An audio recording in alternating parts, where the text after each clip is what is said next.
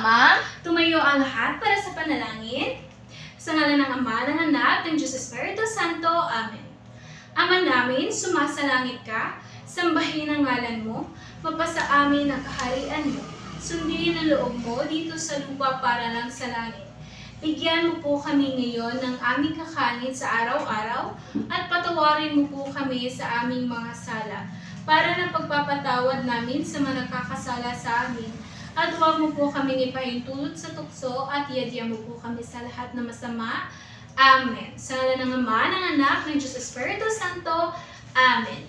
Maaari na kayong umupo. Muli, magandang araw mga bata. Magandang araw din po, Ma'am. Kamusta naman kayo ngayong araw na ito? Mabuti naman po, Ma'am. Mabuti naman kung ganon. Sino ang wala ngayon? Wala po, nandito po kaming lahat. Wow, very good! Bago tayo magsimula, class, pakibasa muna ang mga alituntunin. Alituntunin ng klase. K. Kumilos ng maayos. L. Laging makinig sa guro. A. Alamin at sundin ang panuto. S. Sumunod sa mga tuntunin. E. Enerhiyang positibo sa klase. Magaling! Dapat natin itong sundin upang maging organisado at maayos ang ating klase. Noong nakaraan class ay tinalakay o pinag-aralan natin ang iba't ibang bahagi ng pangungusap. Ngayon ay magbibigay ako ng kilos. Sasabihin ninyo kung ano ito. Tumatakbo po. Tama, tumatakbo. Ang salitang tumatakbo ay nagsasaad ng Kilos po. Ken? Kilos po. Tama, kilos. Ngayon tayo ay magkakaroon ng laro. Gusto nyo ba ng laro? Opo. Kung gayon tayo ay maglalaro ng pasa kilos relay. Alam nyo ba kung paano ito laruin? Makinig ng mabuti sa mechanics. Pamagat ng laro. Pasa kilos relay. Pamamaraan. Hahatiin ang klase sa dalawang grupo. Isa, dalawa, tatlo, apat. Kayong apat na linya, kayo ang magiging group 1. At isa, dalawa, tatlo, apat. Kayong apat naman ang magiging group 2. Bubuo kayo ng pila dito sa harap na pahaba, nakaharap dito sa pisara. Ang huling miyembro na nasa pila ang bubunot ng papel na may nakasulat na pandiwa. Sa hudyat ng guro, magsisimula ang laro. Daloy ng laro. Ang huling mag-aaral sa pila ang siyang bubunot ng pandiwa. Pagkatapos i-act or ikikilos niya ito. Tapos tatapikin niya ang balikat ng kanyang kaklase upang humarap ito. Ipapasa niya ang kilos at ang kaklase naman niya ay papasa ito sa susunod hanggang sa umabot ito sa unahan. Ang unang mag-aaral na nasa pila ang siyang magsasabi ng sagot. Ang unang grupo na maunang makahula ng sagot ang siyang panalo. Ang panalong grupo ay makakatanggap ng tig-5 puntos kada miyembro. Wow! Handa na ba kayo? Opo. Handa na ba kayo? Opo. Halina't bumuo ng linya dito sa harapan. Okay, so kayo ang last sa linya. Bumunot muna kayo dito. Okay? Isa, dalawa, tatlo, go! Ang sagot po ay kumikilos. Kumakain. Tama! Group 1, magaling. May puntos ang inyong grupo. Ang nabunot ng group 2 ay tumatalon. Okay, magsibalik na kayo sa inyong upuan. Maraming salamat. Nag-enjoy ba kayo sa laro? Opo. Nag-enjoy ba kayo? Opo. Okay, mabuti naman kung nag-enjoy kayo. Ngayon, class, magtatanong ako sa inyo. Ano ang napansin ninyo sa mga salitang nahulaan ninyo? Josh? Lahat po ay kilos. Okay, very good, Josh. Lahat ay kilos. Ano ang tawag sa salitang nagsasaad ng kilos? Okay, Moriel? Pandiwa po. Pandiwa. Very good, Moriel. Napansin ba ninyo, class, na nagbabago ang anyo ng salita? Halimbawa, kumain, kumakain, kakain. Ano ang pinagkaiba? Okay, Roselet? Panahon po.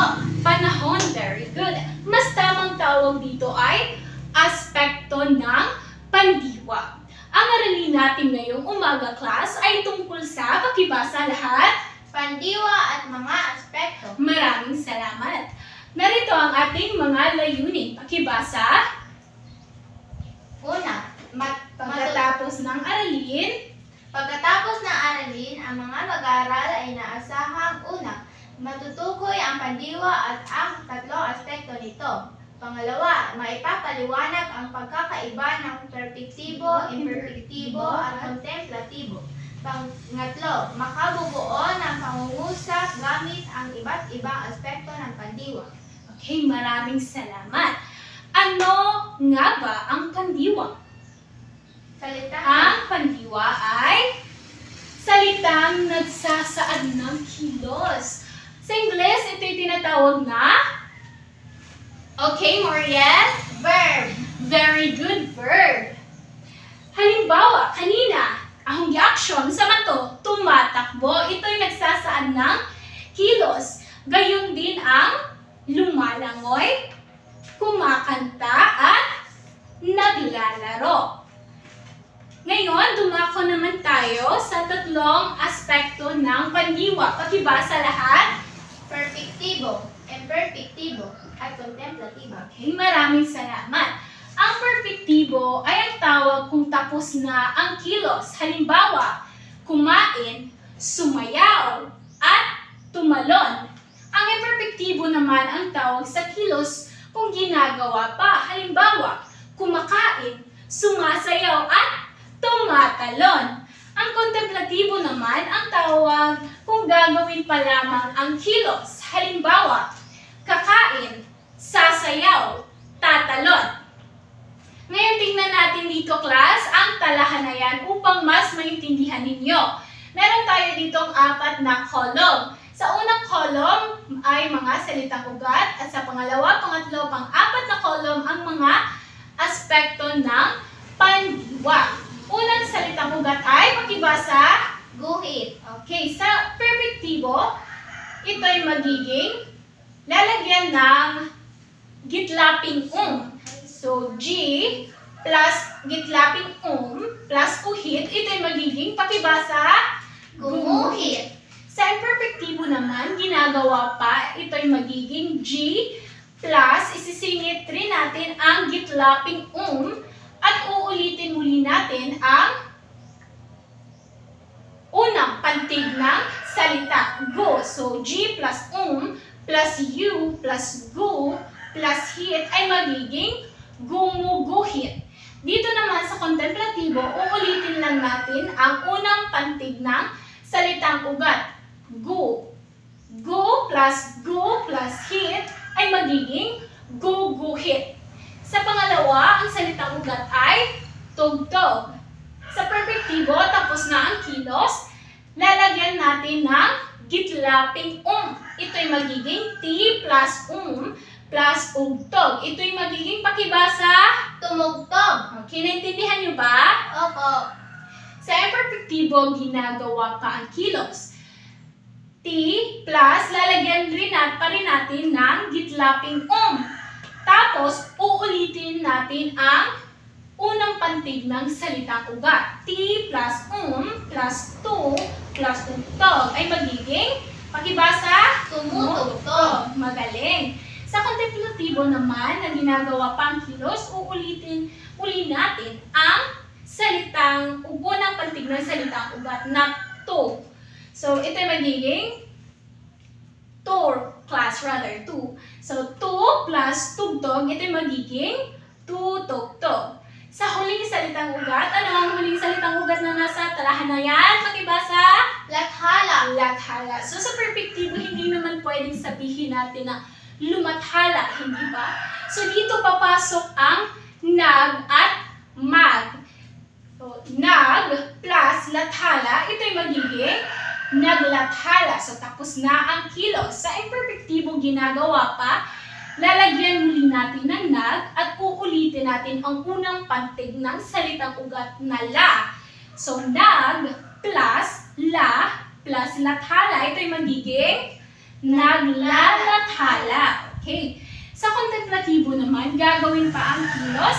ang nag ay magiging mag. Papalitan natin ang letrang N ng letrang M. Ito ay magiging mag plus la plus lathala. Pakibasa, maglalathala. So, naiintindihan niyo na ba ang pandiwa at tatlong aspekto nito? Opo. Ano nga ulit ang pandiwa? Salitang nagsasaad ng kilos. Okay, very good. Ano-ano ang tatlong aspekto nito? Perpektibo, imperpektibo, at kontemplatibo. Ano ang perpektibo? Okay, Charisse. Tapos na ang kilos. Okay, very good, Charisse. Ano naman ang kontemplatibo, Jovi? Ginagawa pa. At ano naman ang imperpektibo? Ay, kontemplatibo, Ken. Gagawin pa lamang. Okay, very good. Naintindihan niyo na nga ang ating aralin, ang pandiwa at ang tatlong aspekto nito. Ngayon, class, ay pipili ako ng 5 estudyante na sasagot dito sa harapan. Gagamitin natin ang ating spinning wheel upang maging patas sa pagpili. So, ito yung sasagutan ninyo, class. So, meron tayo rito ang talahan na yan. Sa unang kolong, mga larawan o kilos. Sa pangatlo, pang-apat, ang mga aspekto ng pandiwa. So, una dito, nagtatali ng saranggola. So, tukuyin muna ninyo kung ano ang salitang naglalarawan ng kilos. So, ano ang salitang naglalarawan ng kilos sa unang bilang? Nagtatali. So, lalagyan niyo siya ng kung ano ang anyo niya kapag ito ay perpektibo, imperpektibo, at kontemplatibo. Halimbawa, kumakain ang bata. So, ano ang salitang naglalarawan ng kilos doon? Kumakain. So, kumakain. Sa perpektibo, tapos na ang kilos. Ito ay magiging kumain. Sa imperpektibo, ito ay ginagawa pa ang kilos. Ito ay magiging Kakain. kumakain. At sa kontemplatibo, gagawin pa lamang ang kilos. Ito ay magiging kakain. Naintindihan niyo ba, class? Opo. Okay, pipili na ako ng mga mag-aaral. So, sa unang bilang, si Charisse. Halika, Charisse, sagutan mo ang number 1. Nagtatali ng saranggola. O, saan dyan ang salitang kilos? Nagtatali. Okay.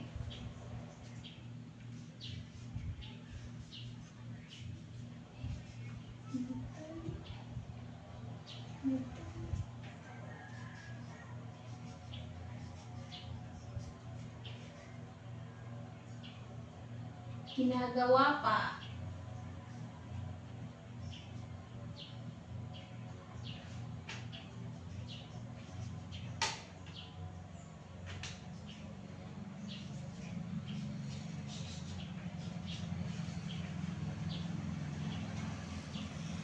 Okay?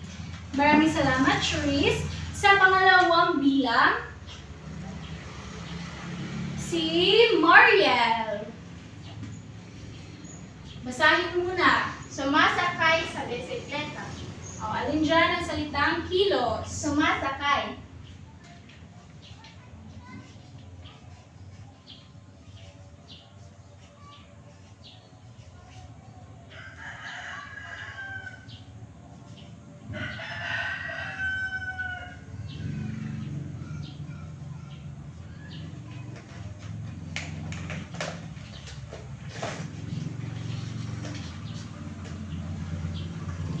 Okay, maraming salamat, Moriel.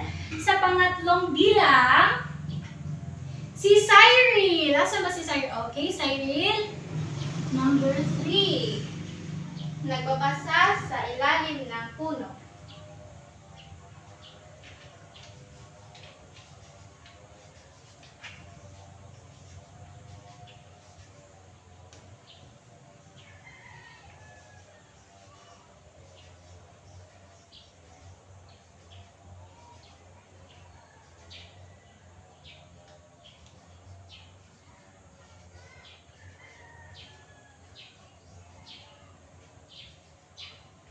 Okay, maraming salamat, Cyril.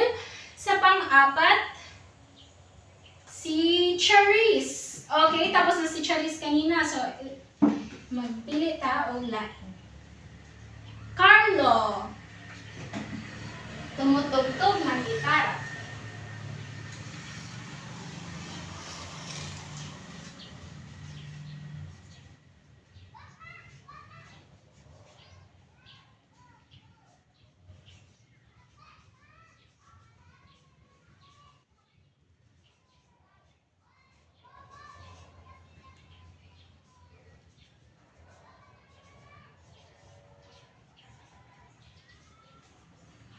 Very good, Carlo. Sa panglima, sa huling bilang, si Antoinette Orias. Antoinette Orias. Nagsusulat sa pisara.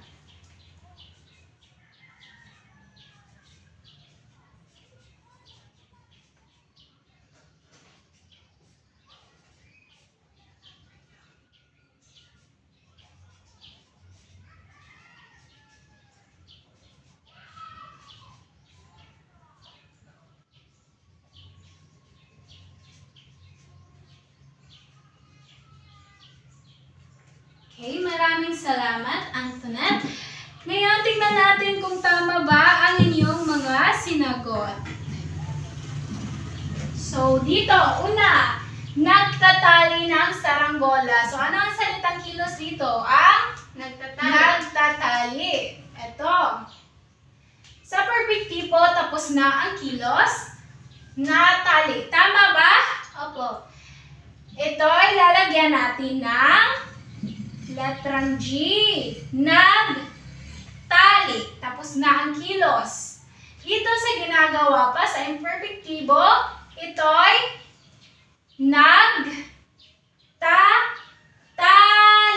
Nagtatali. Ginagawa pa ang kilos. Sa kontemplatibo, gagawin pa, ito'y magiging magtatali. Tama. Sa pangalawa, sumasakay sa bisikleta. So, alin dito ang salitang kilos? Sumasakay. Sumasakay. Okay. So, ano ang perfectibo nito? Sumakay. Tama or hindi? Opo. Wasto. How about dito sa imperfectibo? Ginagawa pa ang kilos. Sakto. Sumasakay. Tama. Sa kontemplatibo, gagawin pa ang kilos. Sasakay. Okay, very good. Sa pangatlo, nagbabasa sa ilalim ng puno. Alin dito ang salitang naglalarawan ng kilos, class? Nagbabasa. Nagbabasa. Very good. Sa perfectibo, tapos na ang kilos. Tama ba ito? Nagbasa? Opo. Okay, very good. Tama. Sa pangalawa, perfectibo, ginagawa pa. Tama o hindi? Nagbabasa. Tama. Tama. Dito, sa kontemplatibo, gagawin pa ang kilos. Magbabasa. Tama o hindi? Tama. Tama, magbabasa. Sa pang-apat, tumutugtog ng gitara. Sa perfectibo, tapos na. Tama o hindi? Tama. Itong class ay magiging U. Dahil ang salitang ugat niya ay tugtog. So, lalagyan natin siya, narito class, sa kagaya ng ating halimbawa kanina, tumugtog. So, dapat ito ay letrang U. Dahil ang salitang ugat niya ay tugtog. T, tapos lalagyan natin ng gitlaping at ugtog. Ito ay magiging tumugtog. Sa pangalawa, imperfectibo, ginagawa pa ang kilos. Tumutugtog. Tama o hindi? Tama. Okay, tama. Sa pangatlo, kontemplatibo, gagawin pa ang kilos. Tutugtog. Tama o hindi? Tama. Buwas to.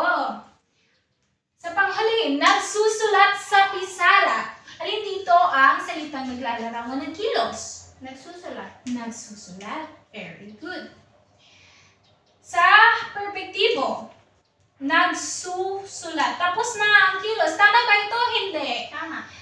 Himali. Dapat ito lang ay nagsulat. So, wala na dapat tong SU. Nagsulat. Tapos na ang kilos. Sa imperfectibo naman, nagsusulat. Tama o hindi? Tama. Ito ay tama dahil ginagawa pa ang kilos.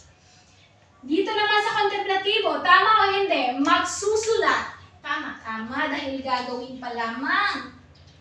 Nagintindihan niyo na ba, class, ang pandiwa at ang tatlong aspekto nito? Opo. Para sa inyong pagsusulit, meron ako rito activity sheets. Basahin ng mabuti ang panuto. Meron itong A, multiple choice, at B ay kagaya ng kalahanayan na ito kung saan kayo ang magsusulat ng hinihinging aspekto.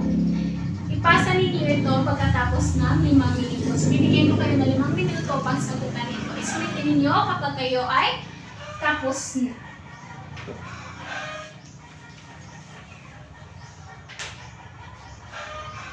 Tapos na ba ang lahat? Narito na ba lahat ng mga papel? Okay, maraming salamat sa pakikinig at cooperation class. Paalam!